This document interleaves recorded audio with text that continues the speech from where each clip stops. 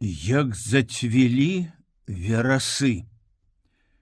Всё гэта было, і ўпартае жалеза кратаў, якія ім удалося ўсё ж такі знізу сарваць з гваздоў і адагнуць уверх, каб праціснуцца, і дрот, пад які яны падграбліся, нібы па-пастушынаму ўбываючыся ў чужыя яблыкі, і першы след на сыраватай мяккасці дарожнага пяску, і ласкавыя дотыкі вецця з лістотай, калі ішлі пад бярозамі, і казытлівыя каласы пад расстаўленымі, як да лёту, рукамі. Была першая ноч хады амаль без адпачынку, дзе там, без перадышкі, з прагнаю радасцю набліжэння да мэты, з падсвядомым жаданнем дайсці зараз. Ну, хоць бы і да Буга, бо што там тыя 700-800 ці нават і 1000 кіламетраў. Была і першая днёўка. У кустах на схіле аўсянага поля, адкуль было відаць далёка і шырока. Ах, як цягнуўся ён гэты дзень, нібыта той апошні ў Касаве, і як прыемна было дачакацца змярканнем, каб зноў ісці. Другая ноч, другая днёўка, трэцяя, чацвёртая, і так яны гэтыя ночы і дні сталі іх новай сапраўднасцю, новым жыццём і радасным і нялёгкім. За месяц у штрафкампані Алесь наслухаўся пра ўцёкі вельмі многа. Расказы гэтыя паўтараліся безліч разоў, і кожны дзень, паколькі штодня прыбывалі злоўленыя ўцекачы, папаўняліся новымі фактамі, каб зноў паўтарацца і зноў папаўняцца, ствараючы свой, часамі не ў меру геройскі, але в асноўным праўдзівы, заслужана горды фальклор. З опыту многіх рабіліся вывады, выпрацоўваліся нормы паводзін, такі сабе непісаны закон на ўжытак тым, хто думае яшчэ раз уцякаць, і для навукі навічкам. Адным з самых першых пунктаў у гэтым законе быў такі, што ўцякаць найлепш утрох. Адзін захварэе, дык удвух яго нават і паднясуць. На днёўках менш даводзіцца кожнаму дзяжурыць, зручней перапраўляцца цераз рэчкі. Словам, як гаварылася, адно дзіця няма дзяцей, двое дзяцей, што адно, а трое сям'я. Узброены гэтым опытам, хоць і чужым, Алесь тлумачыў навічку, яшчэ большаму за яго навічку ў гэтых справах Бутрыму, што ім неабходна знайсці сабе трэцяга. А каго ж? Яшчэ раз пачыналі, лежачы шэптам перабіраць, і ў кожнага знаходзілі штосьці такое, што ім не падыходзіла. Уладзік настойваў на сваім.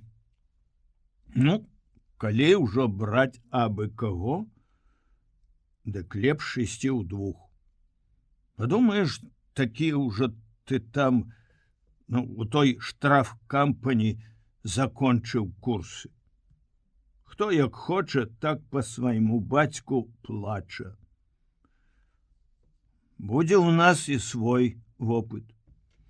Руневіч нарэшце згадзіўся, бо ведаў ён тут хлопцаў менш, а пра лепшага з тых, з кім ён прыйшоў у Касаў, пра Веніка, Бутрым амаль абражана сказаў: нам што, па-твойму, смешачкі трэба ў дарозе? Блазнюк твой Венік, і больш нічога. Словом, сабраліся выходзіць удвух. І Бог, як смяяўся потым, Алесь пакараў іх за пераборлівасць. Следам за імі у акно і пад дрот зусім нечакана вылезлі яшчэ два. Нібы на злосць найбольш нецікавыя. Вялы ды кіслы Іванюк і пажылы Зданевіч, не проста важна маўкліва, нейкі патайны, непрыемна загадкавы чалавек. Алесь і Уладзік агрызнуліся на іх адразу ж пад бярозамі. Ды тыя попрасіліся ісці разам толькі першую ноч. Крычаць тут не будзеш? Пайшлі. На першай днёўцы аказалася, што спадарожнічкаў трэба не толькі весці, але ж яшчэ і карміць. Вы што, так і збіраліся без запасу? Спытаўся Бутрым, калі тыя, нібы нічога ніякага, падсунуліся да яго вайсковай торбы з карэлымі ды пагнутымі лустачкамі бауэрскага хлеба.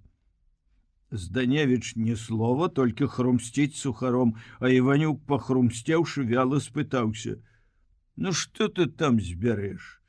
Красці будзеш ці што? А мы вось з Руневічам кралі. Узялі перад Господам Гітлерам грэх на душу. І так таго іхняга харчу заўсёды мала было. Ну, пэўна ж, следам за дзедам яно куды спакайней. Зданевіч хоць маўчаў, а Іванюк пракісаў з кожным днём усё больш. Доўга мы на сухарыках не пацягнем. На сёмай днёўцы ў кустах пад вечар ён заныў адкрыта і, відаць, не так сабе. Што ж гэта, хлопцы, за хада такая? Я ўжо 3 дні не апраўляўся. Зайдзі, касторкі попрасі, буркнуў Бутрым. Дадуць. Колькі ж табе каштуе гэтая стрыманасць, думаў Алесь, бо яны ўжо шапталіся і лежачы, ідучы па двух. Гаспадары заўчасна апусцелай торбачкі і нездаволеныя невыгодай на хлебнікі. Асабліва не падабаўся Уладзіку Зданевіч. Прадасць нас недзе гэты сугней. Вось паглядзіш. І тут ён, Зданевіч, нарэшце загаварыў: канечне, без правіянту далёка не зойдзеш. Трэба паддацца, а то паслабеем зусім. Ты, Руневіч, гаворыш па-іхняму. Лепш апраўдаемся, менш будуць біць.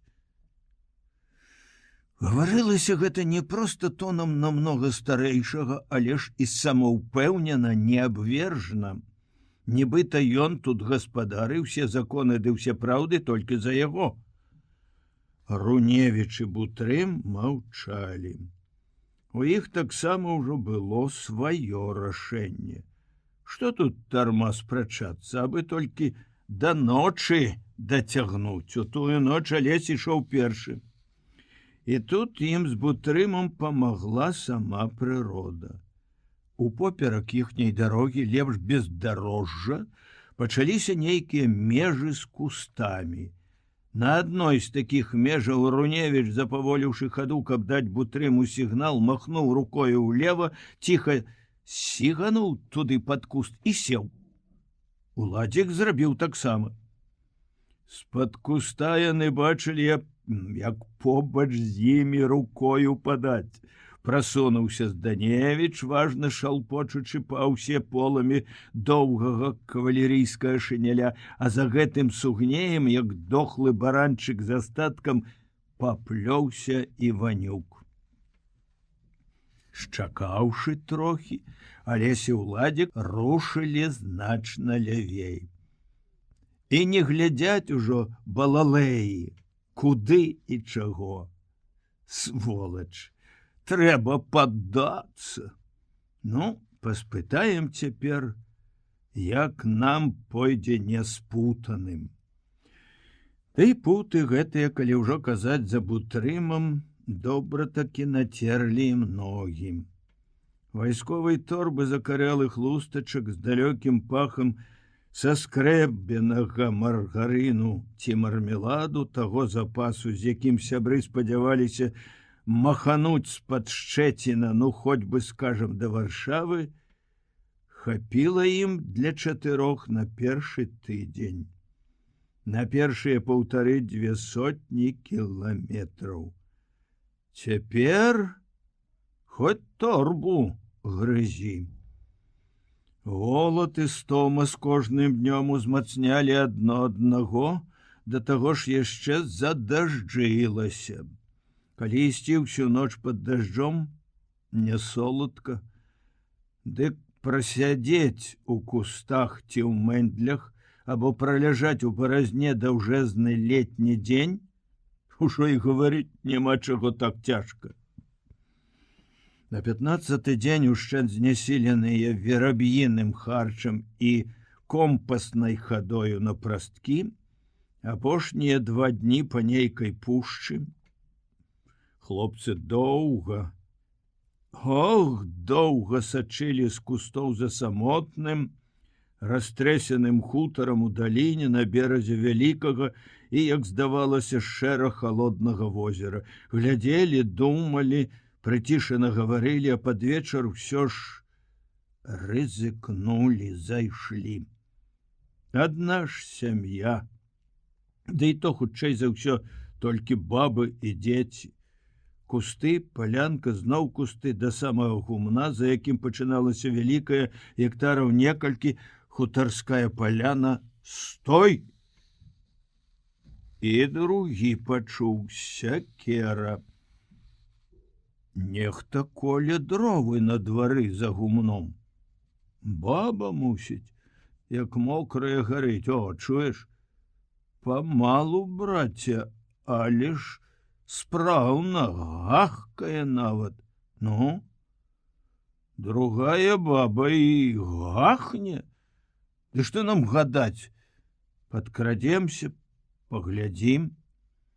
Цікнуўшы з-за гуменнага вугла, Лесь убачыў, хто гэта. Пайшлі, сказаў смялей. Які, браце, пан, такі страх. Стары, сухашчавы бауэр, у дзіравым капелюшы, у дзеравяшках на босую нагу і сам спалохаўся. Ён перастаў калоць, заўважыўшы, як ад гумна ідуць да яго 2 высокія аброслыя абадранцы ў пілотках, палякі. Ён так сумеўся, што і сякеру яшчэ раз механічна ўзнятую над цурбаком апусціў зусім вяла і стаяў, пакуль яму гаварылі з разяўленым ротам, не разумеючы па-нямецку. А потым тонка, па-заечы закрычаў: «О, не, гэта немагчыма, гэта выключана. Мне галаву адсякуць, мяне паведуць у гестапа». Кінуў сякеру і шпарка пайшоў міма хаты да возера. Хлопцы хацелі ўжо і самі чмыхануць у лес, ды тут у пройме хатніх дзвярэй показалася, выйшла на крыты ганак пажылая, дзябёлая фрау. Яна наўздагон аблаяла свайго гаспадара і дурням і баязліўцам, засмяялася, нават адказала палякам на іх прывітанне, вярнулася ў хату і вынесла хлеба. Першы для іх у Нямецчыне чорны вясковы хлеб, акраецца ад вялізнага, як кола бохана, спечанага дома, не ў пякарні.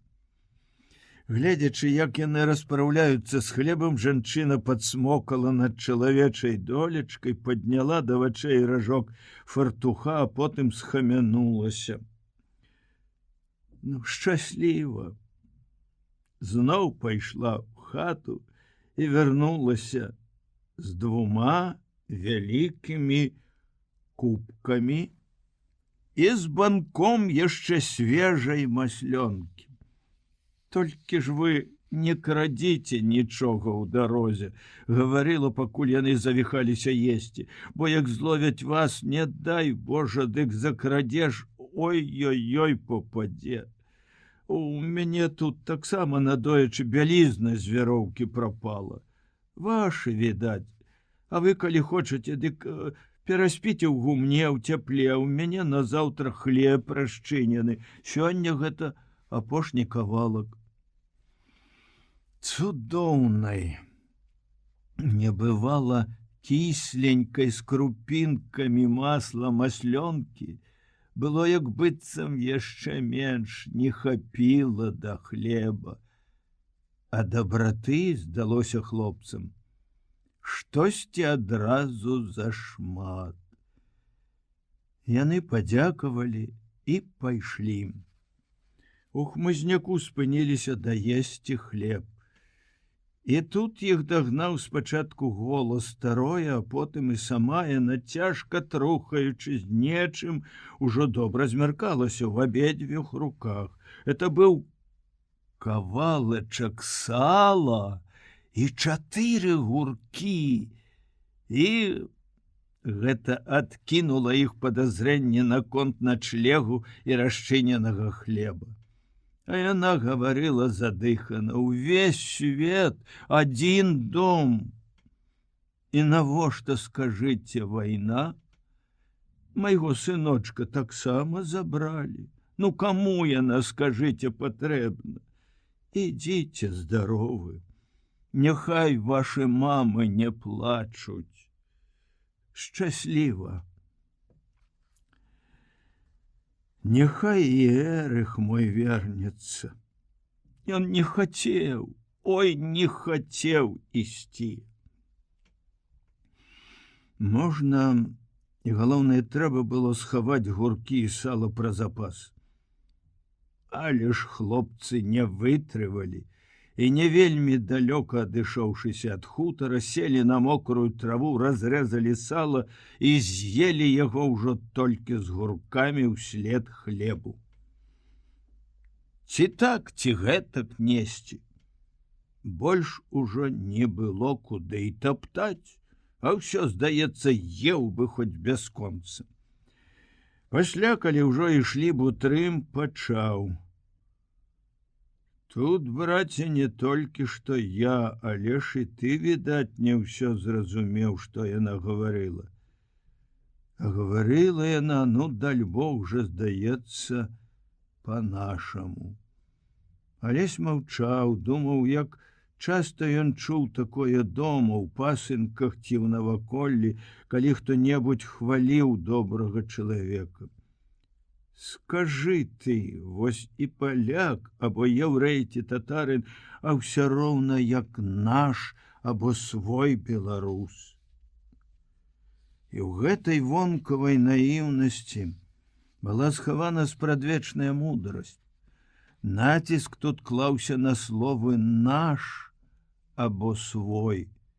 І сэнс іх быў блізкі працоўнаму чалавеку. Людзі, браток, усюды людзі, сказаў ён з глыбіні гэтых простых, шчасліва адчутых слоў. Хлопцы ідуць, зноў вось бясконца ідуць, цягавіта ўключыўшыся ў галоўную адзіную цяпер работу іх жыцця. Цікава. Тыя паддаліся ці пайшлі? Сугней з вякалам пачаў Бутрым. Мо таксама жабруюць, як мы. Хто іх ведае, адказаў, памаўчаўшы Алесь. Можа, і добрыя хлопцы свае, толькі раскіслі. Я думаў, все табе добрыя. Ты яго корміш, а ён давай паддамося. І добры, і свой. Голад аціх, нават і пацяплела, хоць і ў мокрай вопратцы. І стома, штодзённая неадчэпная стома пакуль што маўчыць, затое ад вобраза простай жанчыны, ад матчынай яе слязы, ад смаку вясковага чэрствага хлеба, зноў ажылі яго, Алесевы, патаемныя думкі, якімі ён не сабраўся яшчэ падзяліцца з Бутрымам. Зноў заварушыўся глыбока ў душы, пачаў тачыць сумненнямі чарвяк, з якім Руневіч, калі прызнацца, і вырушыў у дарогу. І я, і мама просім цябе, не рабі ты нічога сам, чакай хуткага вызвалення. Маці тут, вядома, Толя ўзяў на падмацаванне. Всё рабіў ён сам, параіўшыся з добрымі людзьмі. Ну, а яна яшчэ раз лішні раз заплакала, калі пісалася тое пісьмо. Ось яшчэ адна надзея на ратунак. А я не паслухаў цябе, у думках гаворыць брату Алесь. Не паслухаў, нібыта не паверыўшы, як блазен, як тады ў гумне. 9 гадоў прайшло з таго, таксама жнівеньскага дня, калі юнак прапанаваў падлетку разам пасталець. Але тады не зразумеў, не згадзіўся пакінуць вучыцца. Маме пра свой намер Толя чамусьці не сказаў, і жыццё іх на нейкі час пакацілася па інерцыі. Хлопцы паехалі ў гімназію. Як пеўнік першым пасля пуху апярэннем: «О, кукареку, сам я чырвоны, а хвост аж на сіні». Алесь не мог нацешыцца форменнай вопраткай, шэрай з сярэбранымі галунамі, і цікава, цішнавата было ўсё гэта. Белыя пад скляпеннямі класы і калідоры былога кляштара, у якім размяшчалася гімназія, і незнаёмыя яшчэ і недасяжныя настаўнікі, якія тут называюць пан ці пані прафесар, і куды больш сур'ёзныя кнігі, якія тут можна, а нават і модна насіць без нічога пад пахай. Праўда, сухі, крыклівы пан прафесар Жджарскі за першую кантрольную па алгебры уляпіў Алесю чырвоную і вялізную, як на варотах, 2, прымусіўшы нядаўняга выдатніка з паўшэхнай, добра такі са страхам задумацца. Праўда, былі і іншыя непрыемнасці. На перапынку панскія сынкі падбухторылі Алеся, што слабак, і ён шчапіўся дужацца з другагоднікам. Не паваліў яго, і на падлозе ўкачаўся ў яшчэ не на цвёрда засохлую охру. Тыя самыя завадатары надумаліся аднойчы сарваць дадатковы урок лацінскай мовы, а ён, разам з немногімі, раптам узбунтаваўся, што маці яго сюды не для таго паслала, каб лайдачыў ды лгаў. Лаялі хамам і здраднікам. Ён адбіваўся і плакаў са злосці. Адзін і чужы, пакінуты нават і тымі немногімі, пакуль яго не абараніў малады здаравенны возьны, прыбіральшчык. Было, аднак, вясёлае, куды больш. Перш за ўсё яны столем. Быў у іх свой пакойчык і стол пад электрычнай лямпачкай, на якім яны то пісалі кожны сваё, то свабоднай колькі хто хоча чыталі. Потым быў пасля вёскі горад з тратуарам, што здорава, то дошкай, то цэментам шаркаў пад новымі чаравікамі, з весёлымі прысадамі абапал бруку, грымотнага пад вазамі кірмашнікаў і нагамі разгалёканай песняй пяхоты, з кінатэатрам, куды цягнула магнітам, з цэрквамі ды касцёламі, што час ад часу ажывалі над кронамі і дахамі з прадвечным перазвонам, з мноствам па-рознаму пахучых магазинаў, з добай, каламаззю, ваніллю, селяцом, з раскошным святлом у вялікіх, часта затаямнічаных гардзінамі, чароўна напоўненых музыкай вокнах дамоў шматпавярховых, як здавалася Алесю, з вакзалам, адкуль, нагадваючы мілы свет маленства, па-сяброўску па змоўніцтву клікалі ў таямнічую даль гудкі паравозаў. Не было толькі мора для поўнага падабенства з тым амаль ужо легендарна далёкім горадам, што часта хваляваў яго ілюзіяй былога страчанага шчасця. Калі не ўлічваць той, на думку Алеся, зусім выпадковай двойкі, і меншы Руневіч вучыўся таксама нядрэнна. Гэта было ўжо заўважана і нават загаворкай адзначана на першым месяцы вучобы. Ды вось у пачатку другога месяца наўздзіў сябрам і начальству абодва Руневічы і 4- і 5-класнік забралі раптам дакументы і паехалі дамоў. Мілы дядька Адам, малы гарбаты Толя Хросны, каравец суседняй вёскі, што шыў ім калісьці Соединенные Штаты шарачку, незносимые пастухоўскія порткі з нагруднікам. Рэдка ён ад свае працавітай машыны, ад калецтва свайго пускаўся ў такое далёкае падарожжа. Але ж трэба было, каб іменна ён прыехаў, каб ён прывёз ім сумную вестку, якая вырашыла ўсё.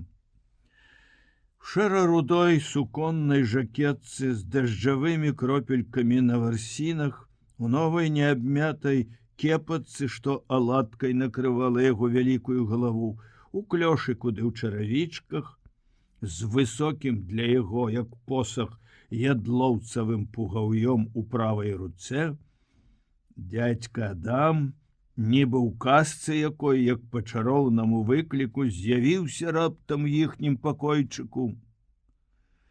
І амаль са слязьмі свае дабрадушнасці ў голасе і на вачах загаманіў па гарадскому ды па мясцоваму. А хлапцы ж вы мае ненаглядныя. Па адрасе хату знайшоў, па канверце. Хроснічак Толя, і ты, Алесько, як панічэ, каб жыў отец нябожчык Миколай Змітрович, сэрца б яго сіяло ад радасці. Бедная Кацярынка, кума. Яны ўстрывожыліся, і Толя Хросны ад намёку адразу пайшоў да поўнай і сумнай яснасці. Што там? Бяда, сынке мае. Івана пазаўчора паліцыя як забрала, дык і учора яшчэ не было. А ў самой у беднай зноў ногі разбалеліся. А работа ж яна не хоча чакаць. Учора да вечара я памагаў. Помачы ад мяне ад калекі няшчасная, як ад казла малака. Мальвінка не прыбяжыць, дачушка, памагчы.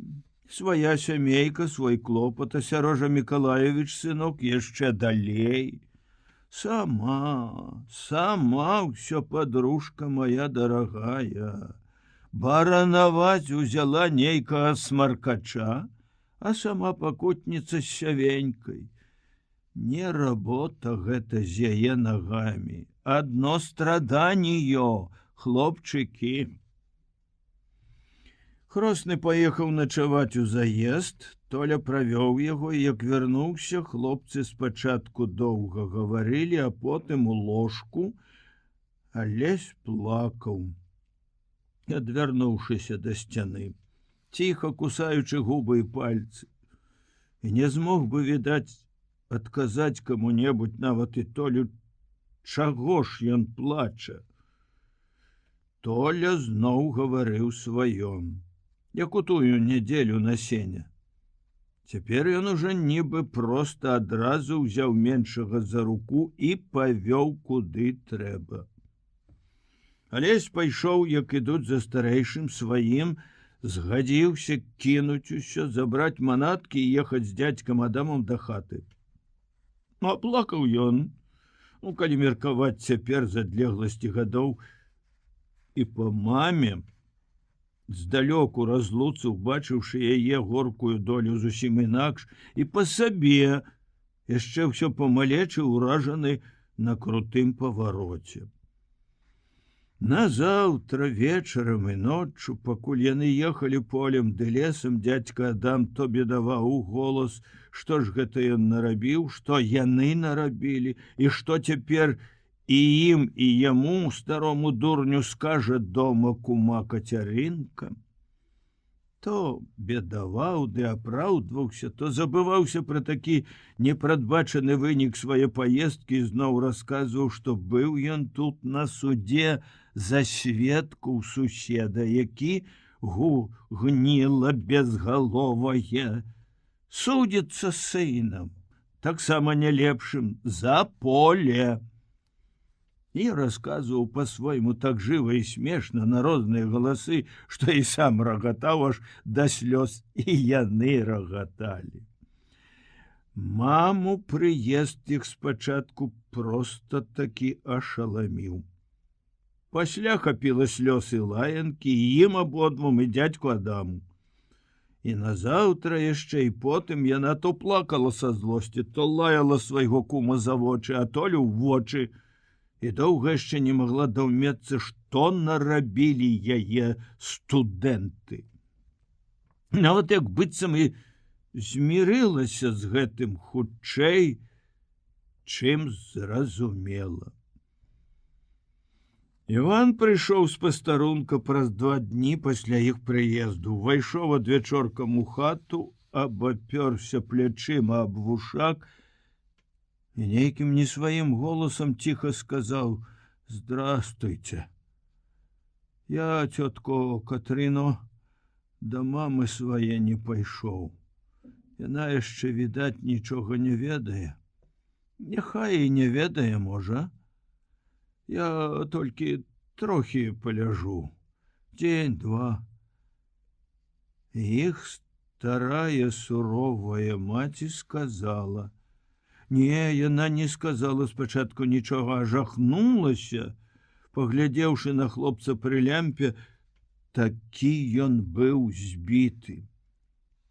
То клянучы тых нелюдзяў, то дакараючы самога Івана, што і ён палез у палітыку, паслала яму на тапчане, маўчала, пакуль ён, сціснуўшы зубы, з балючай натугай здымаў нага аб нагу боты, асцярожна лажыўся, а потым, як гэтая немка сёння на хутары, падняла да вачэй фартух. «Можа, няхай тебе, Толя, хоць шкіпінарам натрэ?» «Не трэба, цётко, вылежуся я і сам, і плакаць не трэба. Чым горш, як той казаў, тым лепш». Толі за лесем ён нібы і не заўважаў. Назаўтра маці з Толем паехалі дасяваць, а Алесь быў дома. І толькі тады, калі яны з Іванам засталіся ў хаце ўдвух, то як быццам заўважыў яго ўпершыню. «А вы чаго прыехалі? Абодва зараз. У шысткіх святых ці што там? У пасынках на вяселле ці на святочныя вечарыны часцей за ўсё наймалі музыку з другіх вёсак. Гром і маланка, гармонік, скрыпка, кларнет ці цымбалы і вялікі бубен, ад якога ажно ў жываце пачынае бубніць.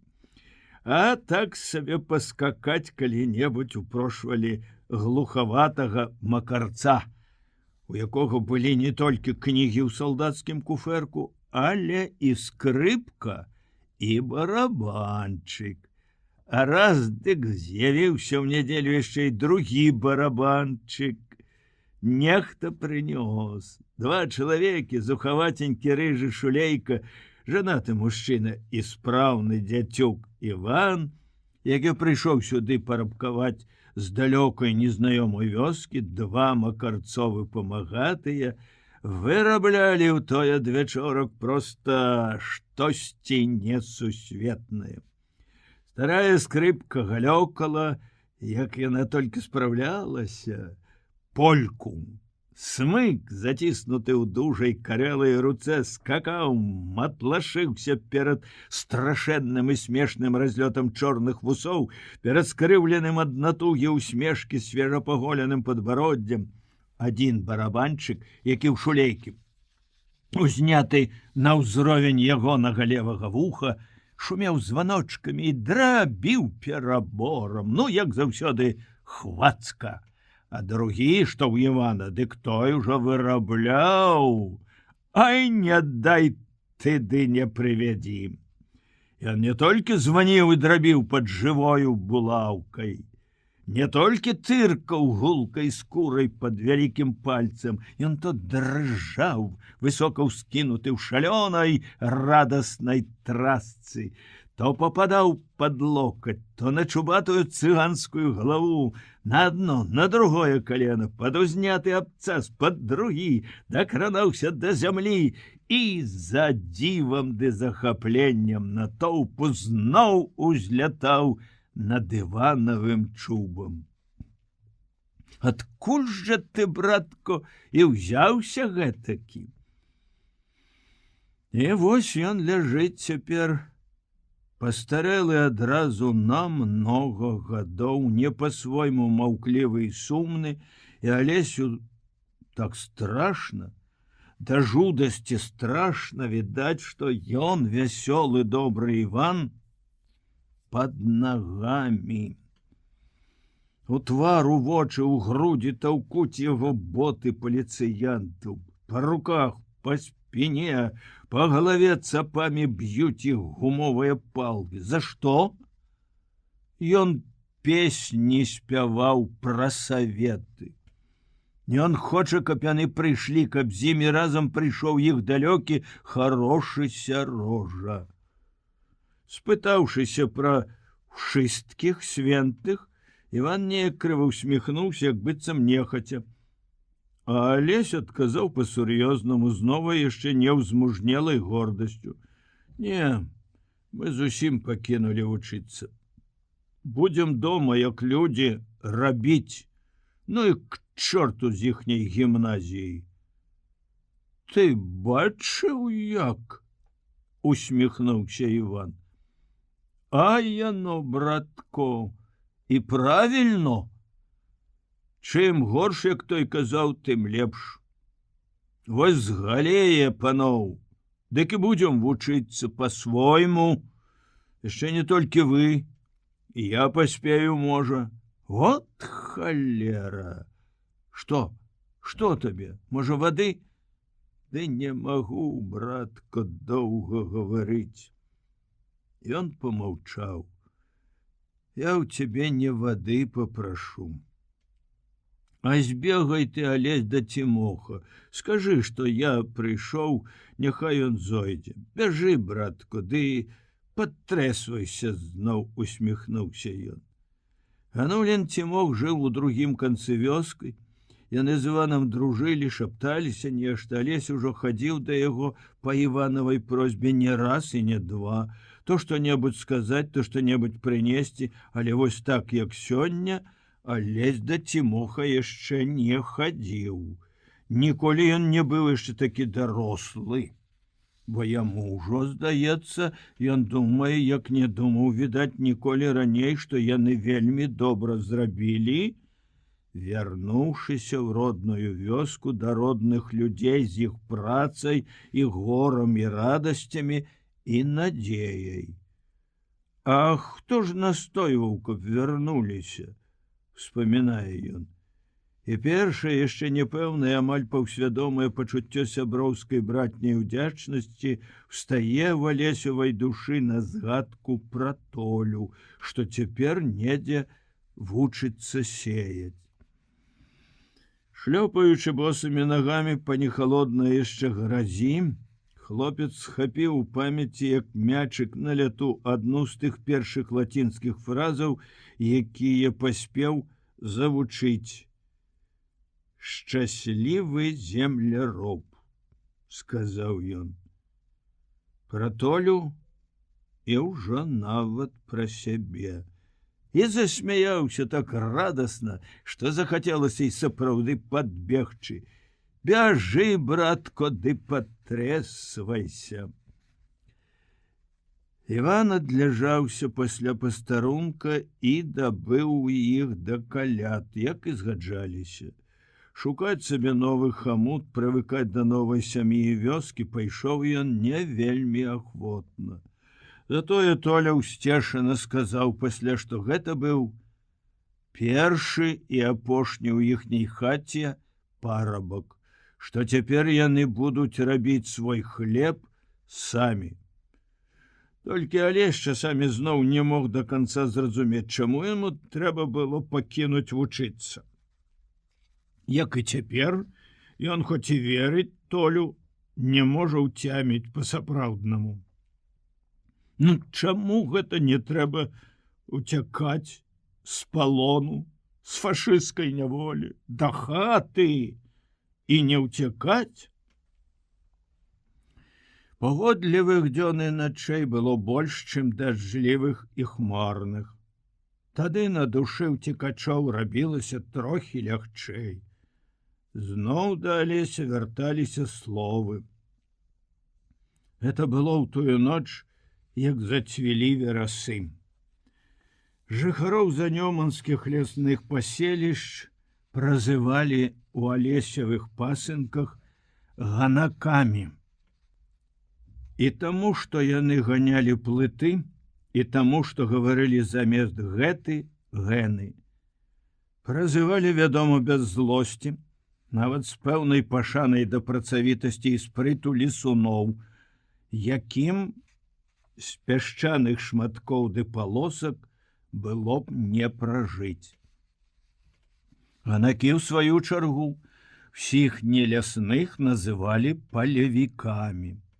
І гаварылася гэта, калі і без злосці таксама, дык з пачуццём вышэйшасці. Хіба ж яны ведаюць, таўкачы, што такое наш Нёман і пушча? Прызнаўшыся, дык Алесь і не ведаў. Кіламетраў 5-6 ад іх вёскі за пашай і лугам за іхняй ціхменню быў казённы лес. Увосень яны, пасучы пасля атавы па сенажацях, дабіраліся да таго запаветнага бярэзніку, і пакуль іх стражнік з сабакам ды стрэльбай не выкурваў адтуль, рэзалі венікі, перагукваліся ў жаўталістым галлі. За Нёман у пушчу Алесь упершыню трапіў, калі яму было 16 год, да і то зімой. Так і бываў там, толькі па снезе, возячы дровы. Таму і не дзіва, што ён, палявік, чытаючы калісьці танкаву нарач упершыню, як быццам і не заўважыў там верасоў, што зацвілі ў тую ноч. Цяпер яны, гэтыя словы, ажылі ў яго памяці, бо хлопцам часта той верас слаўся ў цемры пад ногі, блытаў іх, узмацняючы стому, і выпешчваўся перад імі на сонцы ў шчырым барыце ў рэдкім бярэзніку. Назаўтра пасля хутара над возерам дняваць ім выпала таксама ў лесе. А выпала таму, што за кароткую ноч хочацца прайсці як найбольш, і ўсё спяшаешся, ўсё ідзеш, пакуль дзень не паложыць цябе, дзе ўжо выпадзе. Адзін раз зручна, а другі на самым краёчку якой-небудзь меншай, а то і большай небяспекі. Патроху з часам прывыкаеш і да такой рызыкі, робішся і смялейшы, і менш асцярожны. Цяпер хлопцы ляжалі на ўзлеску ў верасе пад бярозамі і бачылі перад сабой не вельмі каб і далёка чыгуначны раз'езд, бліскучыя рэйкі і белы домік з блакітным ганкам, акенцы якога адсвечвалі сонца. Цярпліва, прызвычаена і ўсё ж па-новаму, да яго ты не вельмі прывыкнеш. Змагаючыся з голадам, які спяваў сваё, Алесь глядзеў, як на ўзроўні вачэй і навокал, куды не павернешся, і скрыцца бэзавымі кветачкамі верас. Удыхаў яго земляны травяністы, неакрэслена мілы пах, і міжвольна з нуды займаўся разборам свае неадчэпныя песні. Гэта было ў тую ноч. Хіба ж ён зацвітае абавязкова ўначы? І хто гэта калі бачыў? У маленстве часта хацелася падпільнаваць, як гэта засынаеш. Але ніколі так і не ўдалося. А то неяк, пасучы карову, узышоў з пашы на рунь і даўгавата такі ляжаў там, абапёршыся на локцях, прыглядаўся, як гэта, мама гаворыць, жыццё пасля дожджыку расце, Богу дзякаваць, у вачавіткі. Чытаў недзе потым, што толькі чыстыя сэрцам бачыць сапраўднае хараство. Ён быў, здаецца, не горшы за іншых дзяцей, глядзеў на свет памалечы даверліва, чыста, а ўсё ж такі не падпільнаваць. Не падпільнаваць. Ну як падкрадзецца сон, не заўважыць, як жыта расце. Не ўдалося. А гэты, бачыш, як упэўнена кажа, гэта было ў тую ноч, як зацвілі верасы, ды яшчэ й падкрэсліваем, як зацвілі ў бары звонам апаўшай расы. Ай, ды што я пляту?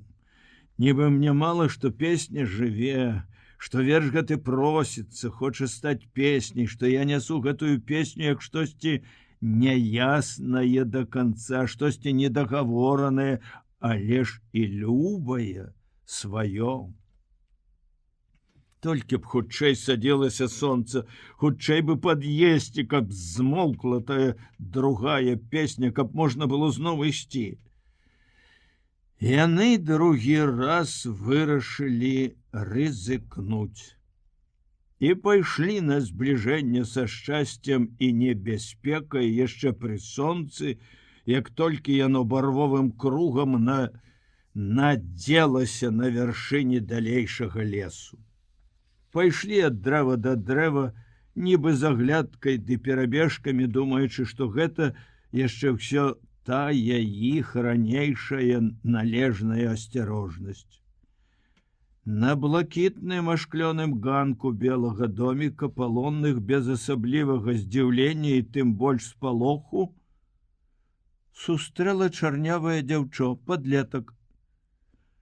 Загаварыла з імі па-нямецку, а пасля такі не вытрывала, прызналася, што і яна палячка, хаця і не зусім. Ды як тут разбярэшся, хто ты, калі мамуся немка, а татусь паляк. Яны калісьці разам служылі в адным маёнтку і пажаніліся. Татусь таксама цяпер недзе ў палоне, а яна, дзяўчынка, завуць яе Стася, прыехала сюды да цёткі, мамінай сястры, бо не вельмі далёка, за 60 кіламетраў адгэтуль была граніца Польшы з Германіяй, і мама з цёцей цэлых 20 год не бачыліся.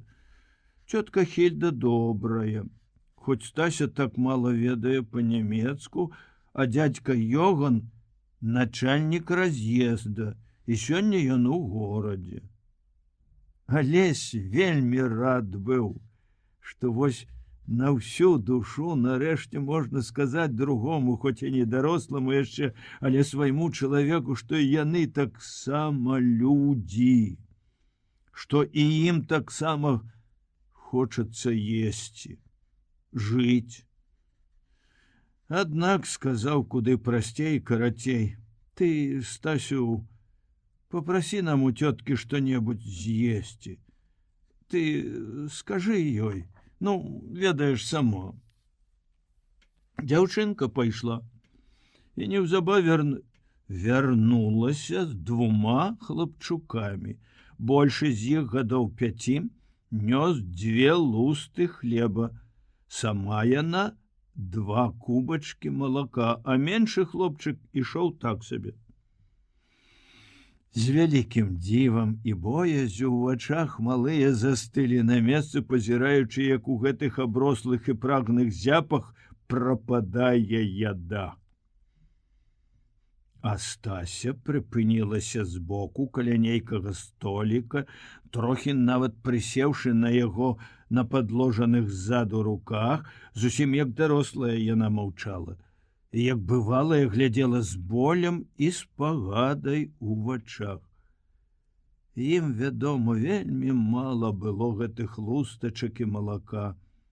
Яны з'елі б чорт ведама колькі. Адзін з іх на гэты раз бутрым не вытрываў, попрасіў яе прынесці што-небудзь яшчэ. Стася пайшла паслухмяна, а хлопчыкі яшчэ ўсё пазіралі. Ды вось адтуль, куды яна пайшла, з таго пакоя ці з кухні, дзе была яе таямнічая цётка, пачуўся бабскі крык. Не разбярэся што, але злосны, чужы, проста лямант. А неўзабаве ў дзвярах паказалася Стася з пустымі рукамі, чырвоная амаль да слёз, і пачала апраўдвацца апаўшым голасам на 2 мовах адразу. «Ich habe keine Schuld. Я не вінна, панове». Цёця Хільда сказала, каб вы ўжо ішлі адгэтуль, бо нам будзе дрэнна, калі вас застане хто-небудзь чужы. Ужо рабочыя, яна кажа, ідуць. А я не вінна. «Ich habe keine Schuld». Яны тады шуснулі ў кусты, і ніхто іх не ўбачыў, бо ніхто не ішоў. А ўжо на лес апускалася ноч. Зноў бралі па ягадніку, па верасе, па пясчанай лясной дарозе, і Алесю здавалася, што там, у белым доміку на раз'ездзе, яны пакінулі штосьці вельмі дарагое. Яму захацелася быць недалёка ад гэтай дзяўчынкі. Дзіўна і недарэчна захацелася спыніцца, паляжаць, падумаць. Ішоў і змагаўся з гэтым жаданнем, час ад часу ўздымаючы вочы на неба, ужо азоранае шчодра і хвалюючы. Ах, накрыюць нас калі-небудзь, накрыюць! Азваўся Бутрын. Голас ягоны быў нібыта і той самы, а ўжо без ранейшай свабоднай вясёлай дужасці. Ды ўжо й накульгваў уладзік на раненую нагу. З кожнай ноччу ўсё больш, хоць і не скардзіўся яшчэ, нібыта і не думаў нават, што Алесь гэта бачыць. Руневіч маўчаў. Пад зорамі яму спачатку успомнілася маленькая гераіня англійскай казкі, дзяўчынка, слязьмі якой іскрыцца на поўначы сузор'я вялікай мядзведзіцы.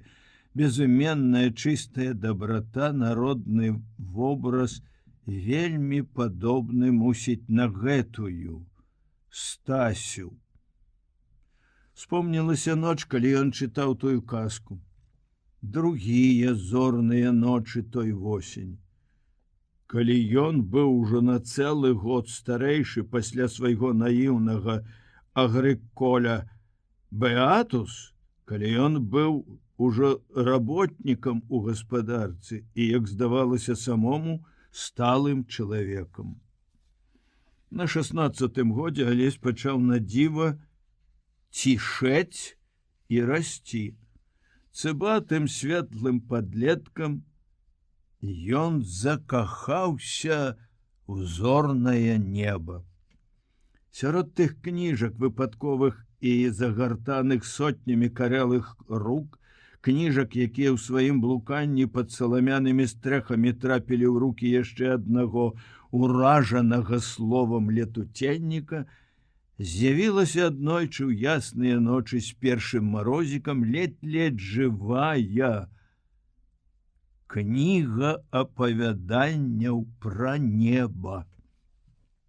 Аўтар яе, французскі астраном Фламарыён, стаў для Алеся адным з тых першых, што сцерлі з неба разумнай і мужнай рукой папоўскую нечысць, Пераканаўча з усёй нагляднасцю мастацкае слова адкрылі хлопцы, што там, уверсе, няма, вядома ж, ніякіх багоў, ні в виде старца, ні в виде мужа средних лет, ні в виде голубемнем, ні ў іншых якіх-небудзь відах. Праўда, яшчэ і раней, як толькі розум пачаў намацваць дарогу у блытаным гушчары першых жыццём і кнігай падказаных пытанняў вечнага і часовага, былі моманты, калі хлапчук жахаўся ад думкі, што і жыццю, і сусвету няма ні канца, ні пачатку, ні краю. Бог стварыў неба і зямлю. А хто ж стварыў Бога? Чыстая, кволая думка дзіцяці ўпіралася гэтым пытаннем. Штосьці чорнае, холоднае, як бяздонне, і было вельмі страшна.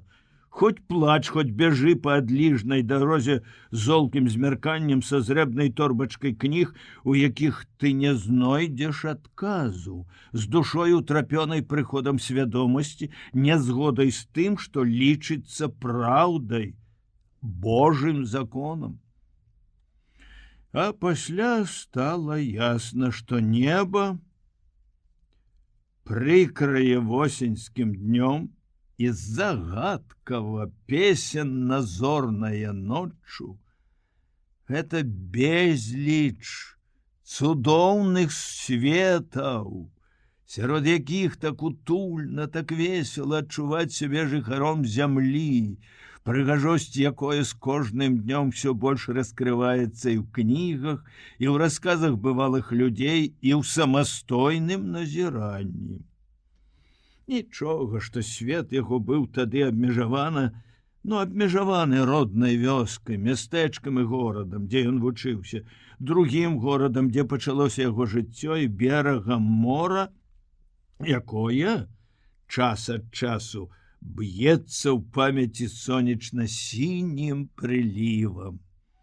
І сам Фламарыён, паблукаўшы па розных планетах, напаіўшы душу сусветным захапленнем, вельмі шмат глыбокіх таямніц і хвалюючай прыгажосці знайшоў у простай гісторыі шэранькага салаўінага гнязда. Адгэтуль знізу вельмі радасна глядзець уверх, у бязмежнасць не толькі зямную, але і касмічную, чыстую ад бажэственных баек. І не толькі глядзець, а і думаць, што ты пазнаеш, што ты пазнаеш вельмі многае.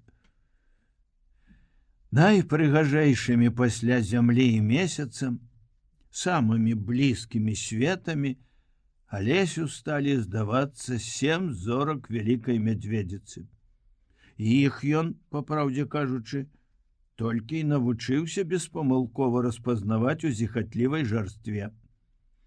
І таму яшчэ мусіць, што ў тую ж самую восень яны перасталі быць возам Давіда з пана Тадэвуша, а сталі коўшыкам з англійскай казкі пра мілую, цудоўна паэтычную дзяўчынку. Як гэта добра, думаў палонны, ціха лесам тралюючы на цянькі, як радасна, што і тут за многія сотні кіламетраў ад роднага гнязда, уздзеку, у небяспецы можна ўсё-таки думаць, што свет, як кажа народная мудрасць, і сапраўды адзін дом. Вялізны дом, у якім ніяк не можа пакуль што дайсці да ладу чалавечая сям'я. Думаць пра ўсюды аднолькава мілых дзяцей, пра сціплы, як быццам, але ж і самы цвярозы, глыбокі і блізкі да вечнасці розум працоўнага, простага чалавека. Ich habe keine Schuld. Я нявінна, панове.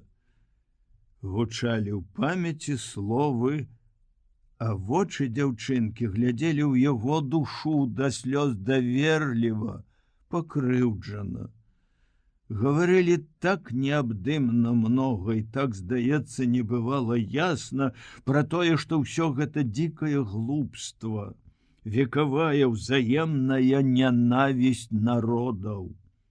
Адзін з іх, для прыкладу, дайшоў ужо да фашысцкай звышчалавечасці, а другі падмацоўвае дух свой старою прыказкай: як свят святам не бэндзе немец полякові братам.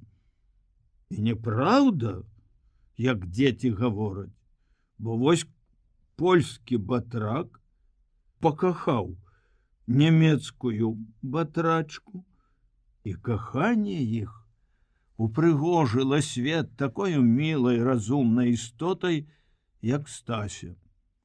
Толькі ж як табе, зорачка, цяжка гарэць, як табе цяжка свяціць сёння у цемры фашысцкай начы. Яшчэ праз 3 дні світанне застала ўцекачоў у мокрым зарасніку. Неба з вечара зноў, як і ўчора і пазаўчора, зацягнута шэраю павалокай. Уранне яна, здаецца, апусцілася значна ніжэй і сее сабе ціхенька бясконца. Дождж мае час. Яму куды там спяшацца? Яму ўсё роўна, дзе асядаць на зямлю. І няма нават людскай яліны, пад якой можна сесці, схавацца. А праз кусты даймае, як праз сіта, удвая макрэй. Не варушышся, сыпле з неба, паварушышся, пасыплецца яшчэ і з лісця. Паварочваецца неахвота, ды і выгады няма. Так хоць не ўвесь адразу мокнеш. Неправда, скрозь дапячэ. І трэба добра трымацца, каб не дрыжаць і целам, і душой. А ўладзік яшчэ і кашляе. Мала што разбалелася нага, што яму ўжо ніяк не схаваць свайго кульгання, дык вось яшчэ і гэтае бухуканне. Ляжыць ён трохі воддаль, дзе прылёг адразу пад другім, як здавалася, таксама зручным кустом.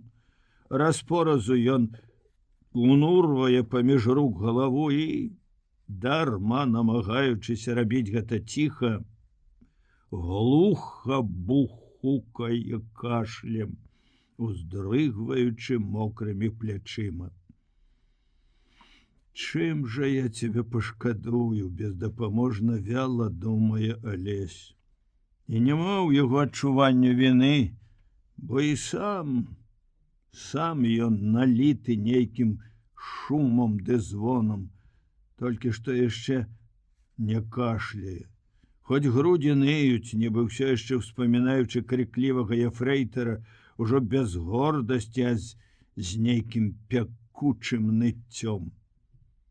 Прыкурчыўшыся, як заяц, заплюшчыш вочы, і тады пачынаюць хадзіць перад імі, кружыцца абрыўкі розных вобразаў, успамінаў пра рознае і адначасна пра адно. Не-не, ды зноў з'яўляецца тое самае. Высачэзная шэрая каменная сцяна, перад якой бушуюць звар'яцелыя, брудна запененыя хвалі. Тады ў вагончыку вузкакалейкі толькі 1 гадзіна цягніком побач з п'янай ад перамогі бандай эсэсаўцаў, калі сцяна тая ўяўлялася Алесю упершыню, было толькі радасна, што яна ёсць, што яна непахісна стаіць, што каб толькі табе апынуцца за ёю, і ўсё будзе добра, каб толькі табе перабрацца туды. Цяпер жа яна пачала паяўляцца інакш. Ён адчуў сябе ўсё ж такі тут яшчэ, дзе шалёныя хвалі, Яны кідаюць, б'юць яго, і ён ужо змогся, а за сцяну ж яму неабходна перабрацца самому, уласнымі сіламі, якіх вось няма. І ўжо каля бутрыма не пагрэешся, хоць ён заўсёды здаваўся табе такім моцным, хоць ён заўсёды патрэбен як свой чалавек, як жывы напамінак пра край твае мары. І яго ты ўжо не пагрэеш. І сам ты прамок і азяб аж да самага сэрца. А трэба так вось ляжаць і чакаць. Это адзіная мэта, адзіны сэнс твайго жыцця. Маўчаў бы толькі той голас, і я, і мама просім цябе, не рабі ты нічога сам, чакай хуткага вызвалення. А голас не маўчыць. Пад гэты дождж успамінаецца другая пасля пакінутай гімназіі восень. Мокрыя цёмныя вечары, лямпа на родным стале, і сам ён дужы, з лета яшчэ загарэлы, прыемна стомлены за дзень юнак над кнігай. Толстой, казакі. Дык што ж нам рабіць? Хаджы Мурат. Любоў да жыцця, да мудрай прастаты і простага беднага чалавека, да цяжкай сумленнай працы, да тых, што працуюць. Любоў, што хвалюе, да захаплення. Разам з Толстым у тыя вечары зайшоў да хлопцаў Горкі. З усёй абветранай сонечнай абаяльнасцю сваіх басяцкіх апавяданняў прыйшоў сурова, безлітасна глыбокі, Дастаеўскі з братамі Карамазавымі. Як добры бацька з далёкай дарогі вярнуўся ў хату, так здавалася, спакойна мудры бывалец Караленка. Нельга назваць гэта проста чытаннем. Кнігі тыя, калі гаварыць пра Алеся, адна за адной напаўнялі яго душу чароўнымі гукамі і фарбамі. Вачам давалі відушчасць, прабуджанай думцы адрошчвалі крылы. І нічога, што сёе-тое бывала часамі, як сёння бачыцца наіўным, смешным. Скажам, тая абавязкова зрэбная кашуля, якую дядька Адам пашыў Алесю за помач у маладзьбе. Першая, горда здавалася, самастойна заробленая рэч. Як тыя боты, не раўнуючы, што сам сабе пашыў Леў Мікалаевіч. Нават і тая праява захаплення жыццём, калі ён, Алесь, месячнай ноччу адзін у полі, укленчыў і дакрануўся губамі і носам да халоднай раллі, нібы Алёша у Дастаеўскага. Ну што, яшчэ ўсё шкадуеш, ці не? Так яго Толя спытаўся ў адзін з тых вечароў.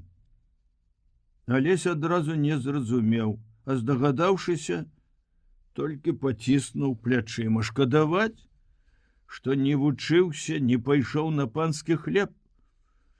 Ну што б там было б з ім, невядома. А цяпер усё ясна і проста.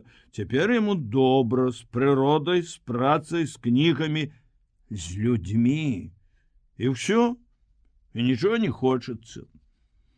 Іх дружба з Толем, іх давер'е адзін аднаму пасталелі, умацаваліся. Ніякіх лішніх слоў не патрэбна. Ну, а цяпер... Раней чарвяк, які тачыў яго сумненнямі, чаму я не паслухаў Толі, я пайшоў, маўчаў хоць тады, калі яго пакрывала сабой, прымушала аціхнуць, няхай сабе задарагая, а ўсё ж сапраўдная паэзія цыганскай волі. Цяпер некалькі мокрых дзён начэй паэзіі гэтай няма.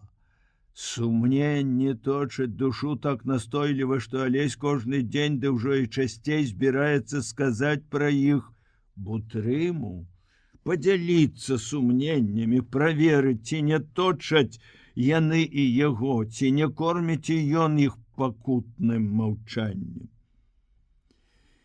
Добра, што ўсё на свеце мае такі свой канец.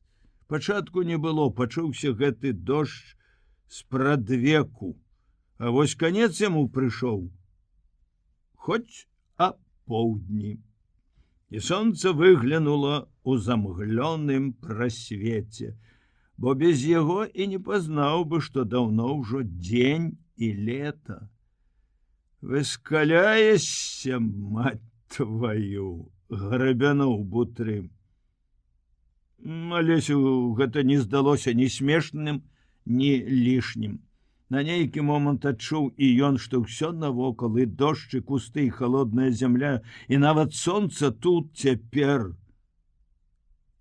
варожае, фашысцкае, пад вахманскай камандай. Цяпер ужо мела сэнс устаць.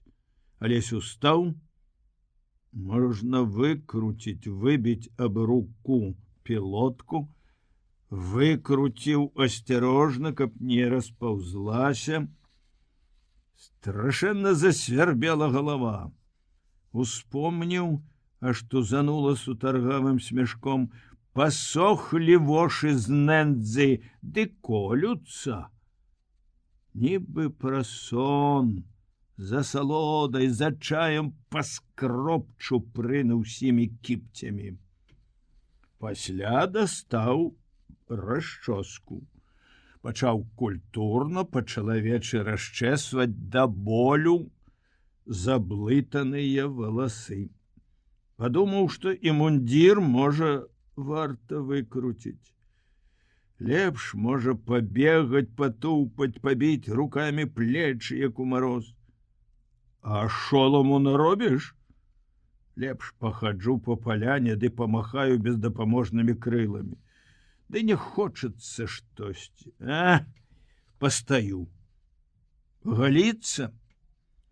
За 3 цыганскія тыдні яны галіліся адзін раз. Цяпер ужо зноў пад рукою, як павядзеш па шчацэ, амаль сабачая поўсць. Уявіў свае тупыя лёзы, 2 толькі засталося. Нямылкі, як рэдзька, таўкачык мыла, памазок, люстэрачка. Яны вось пад кустом у мокрай брезентавай торбе ад процівагаза, нагнуўся толькі і ўзяў. А гэтак жа гэта далёка. Не буду. Прайдуся за той вунь куст. Можа, нарэшце хоць сёння пашанцуе. Пайшоў. Схаваўся і, дрыжучы, адчуў, што і займацца, і спадзявацца нават не варта. Застаецца адно — пад'есці, і другое — ісці. І на ўсё гэта толькі адзін паратунак. Чакаць, трэба чакаць, гэта ж так проста. Сядь і чакай. Не сяду. Ой, як холодно, Боже мой, як мне холодно, як мне сумна. Як мне добра, што тут у пустыні на гэтай жудаснай волі ёсць хоць адзін чалавек. Бутрым сядзеў, бухукаў на тым самым месцы, не так сабе, аднак, дастаўшы з нутраной кішэні партманэ, разглядаў свае фота і пісьмы. Ён карыстаўся самотнасцю, але як толькі Алесь з'явіўся з-за кустоў, Уладзік не памкнуўся нават прыкрыць, што трымаў у руках. Алесь прысеў каля яго на кукішкі, абапёрся рукой на ягоны плячук, нібыта толькі для раўнавагі, але чамусьці так і не захацелася прыняць рукі. Цяплей табе ад гэтага, ці што? Думаў, замоклі, буркануў Бутрым. Алесь глядзеў на здымак у яго руцэ. Той самы белы берет, тыя самыя вочы і губы, а дзе ж цяпло гэтых поўных, як точаных і загарэлых, мусіць, рук? Дзе хмель гэтых гарачых вуснаў і тая неёмкасць, з якой ён калісьці не мог пасля сну зірнуць у Бутрымавы вочы? Няма нічога, проста здымак. Нават і збеднілася неяк, пасумнела і папрасцела і пабрычэла ты за гэтае 1,5 гады. Пісаць яна, кажаш, умее? Пісьма ж сама пісала. Па-польску, як навучылі. Ты што ты хочаш, баба бабай? Куды яна там напіша? Ну, пакажы, дзе ўсе разам. Бутрым накрыў прыгажуню ў белым береце 5-мінутным здымкам такога ж памеру. Як гэта ўсё недарэчна, смешна і родна. Дзяруга перабіранка павешана на сцяне, а па баках яе і пад ёю, над ёю відаць бярвенне. Не, цяпер гэта ўжо ані крышку не смешна. Стары сядзіць, застыўшы перад апаратам, каб хаця ж не змаргнуць, а рукі яго спрацаваныя, брудныя рукі, як пранікі, прастадушна ляжаць на каленях уніз мазалямі.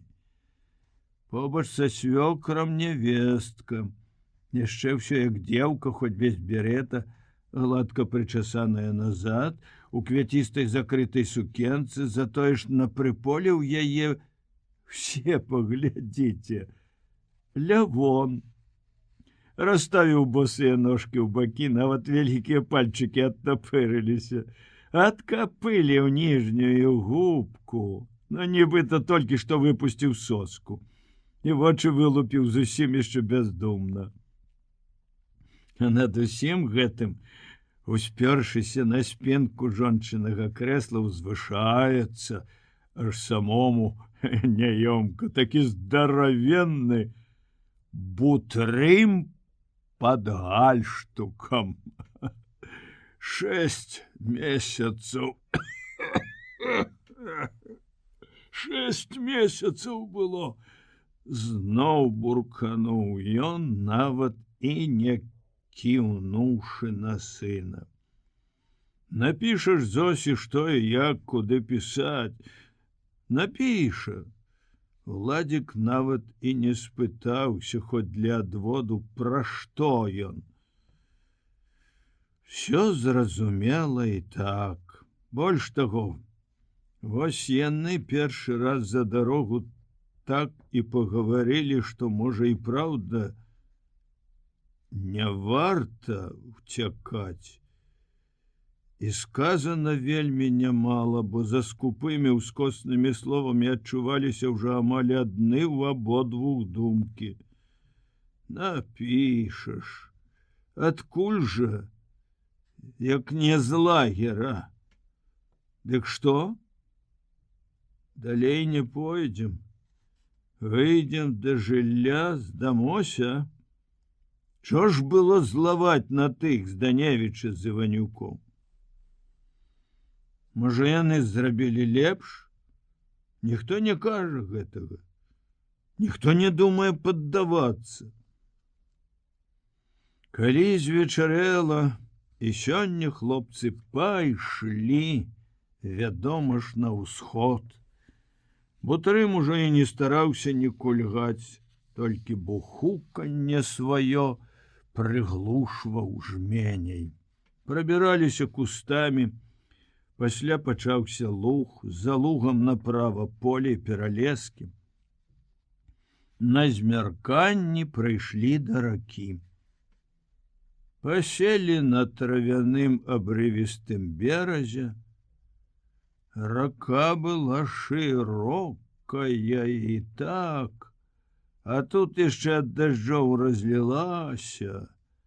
Нейкія пні тырчаць каля нізкага берага з вады, лявей ад іхняга месца.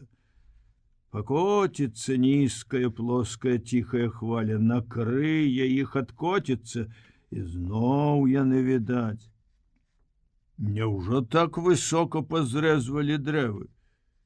Чорт іх ведае, ды і чорт іх тут бяры. Ці поплывём? Ніхто не пытаецца. Нават падумаць страшна, што акунешся, што вада цябе возьме за плечы, за грудзі. Лодкі! Шапнуў Бутрым. Дзе? Ты прыгніся на тым баку, лявей за той вунь куст. Вунь, ім бы не там, ох, халера, тут стаяць, каб яны пагарэлі. Руневіч плавае горш. Это вядома абодвум яшчэ з войскам. Это праверана і цяпер начамі на пераправах. Было іх рэчак часамі на ноч і па 2 і па 3. Але такой шырокай не было.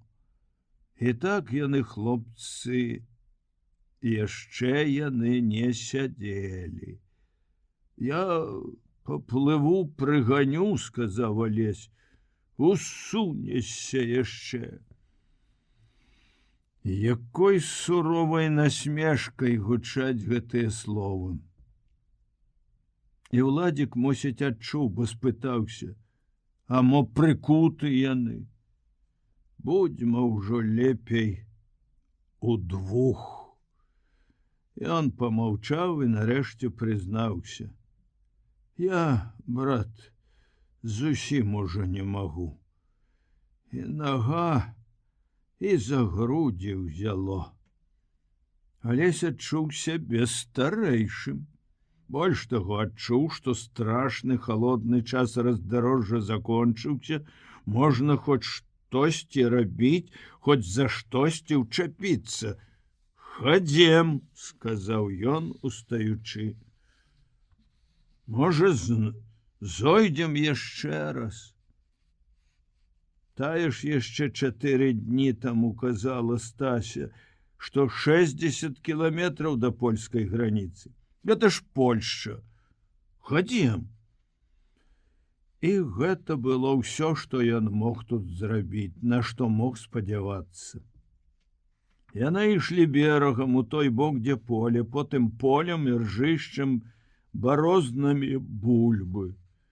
І нарэшце адтуль, дзе цямнела града ці то лесу, ці вёскі, ім засвяціў агеньчык. Хутар стаяў на водшыбе. Града, што цямнела здалёк невыразна, была цяпер вёскай, і сілуэты будынкаў гаварылі пра гэта, і агеньчыкі ў дрэвах. Агонь гарэў у кухні, а знадворныя дзверы ў калідор былі адчынены, хлопцы зайшлі, абмацалі дзверы налева, пастукалі. Голас пачуўся нямецкі. Аднак увайшлі. Фрау была маладая, лёгкая, у кароткай цёмнай сукенцы, каб іншым разам дык і мілавідная. На стук яна спакойна, як сваім, адказала: уваходзьце. Пасля сумелася на момант, амаль непрыкметна ўзяла сябе ў рукі і, выслухаўшы, што тут да чаго, сказала весела, нават гасцінна: ну што ж, я зараз вас накармлю. Einen момент. Сваёй энергічнай спрытнай хадой яна махнулася ў бакавыя дзверы, пакуль яны за ёю хутка зачыніліся, але заўважыў, як не сваімі вачыма побач з цёмнай сукенкай плячо і згіб рукі ў белым. Ай, просто здалося, падумаў. І праўда, яна вярнулася адтуль адна па-свойму гасцінна вясёлая і як нічога ніякага завіхнулася каля пліты. Я вам кавы звару, гуд? Дык вы хоць сагрэецеся на дарогу. Майнго, чаго толькі не робіць гэтая вайна, а нам, вы думаеце, нам самім немцам лягчэй? Мне тут адной жыццё. Кава варылася бясконца доўга, а гаспадыня ўвесь час шчабечучы, проста не даючы гасцям уставіць і паўслова, як не спяшалася, а паспела толькі адкроіць ад доўгай белай булкі 2 і яшчэ 2 лустачкі. Тады падбегла да буфета, выняла слоік са шмальцам, пачала тыя лусты намазваць, тады сказала: «О, і готова». Падышла да пліты, взяла кофейнік, падышла да стола, нахіліла кофейнік над першым кубачкам. І ў гэты момант з калідора ў кухню рынулася многа людзей, як тады на камандзе ў дзень забастоўкі. Палонныя, як сядзелі на табуретках, так і не ўсталі. Ну, паночкі, што ж тут у вас? Салдат, тысячаморды, шэры, неадчэпны вахман зноў тырчаў перад імі з настаўленым карабінам, а потым апусціў яго. 2 панічы ў цывільнай вопратцы, адзін зусім як пастушок з віншавальнай альпійскай паштоўкі, апусцілі свае пісталеты, нехта 4 стаяў каля самых дзвярэй, і ўсё. Больш не было нікога. Куды вы ідзяце? Вахман спытаўся таксама, як пыталіся ў хлопцаў у 2 папярэдніх нямецкіх дамах. Толькі што гэта пытанне гучала цяпер пачаткам іх будучых допытаў. Польскі? Моя матка co-то ест? Не, беларусы. Идем у Советский Союз до хаты. Ну, гуд, я вас трохі правяду. Вахман заліўся сытым рогатам, а потым звышыняў сваёй высакароднасці або з увагі да слова «Совет Руслан» дазволіў: «Можете выпіць вашу каву, мы пачакаем». Ён выняў парттабак, пачаў закурваць люльку, панічы зашапталіся каля акна. Нехта 4 выйшаў трохі наперад, у портках, басанож у драўляных выступках, у нацельнай кашулі. Алесь пазнаў плячо і згіб рукі у белым. Ну што ж, падумаў амаль абыякова, мне тады не здалося. Бавар вачэй не хавае. Будь тут нехта такі, хто захацеў бы адбівацца, ён, малады, здаровы мужчына, накінуўся б, відаць, з усёй сваёй адкормленай звярынай сілай. А так яму нават як быццам няёмка, якое там к чорту няёмка. Бачыш, і не змаргне. Яшчэ адну, прашу вас, можна яшчэ. Але зірнуў гаспадынін мілавідны твар, у гасцінна вясёлыя вочы. Ах, мой год, як разумна, як хітра вы ўсё гэта з намі зрабілі. Як доўга вы, можа, нават і вечна, як шчасліва вы будзеце жыць. Ён палажыў недаедзеную лустачку, адсунуў кубачак, хоць той і так стаяў на сваім месцы, і падкрэслена ветліва сказаў: «Шчыра дзякую, ласкавая пані, вы з вашым мужам. Цудоўныя людзі. Тады па-свойму хадзем, Володя». Трымайся, браток, з нечым высокім і цёплым, што зноў ад гэтага слова пачулася ў душы, Алесь перад вахманскім карабінам побач з уладзікам выйшаў на двор. У калідорчыку і над ганкам цяпер было ўключана святло. Пад лямпачкай са шчытком віднелася белая дошчачка літары «Бюргермайстар».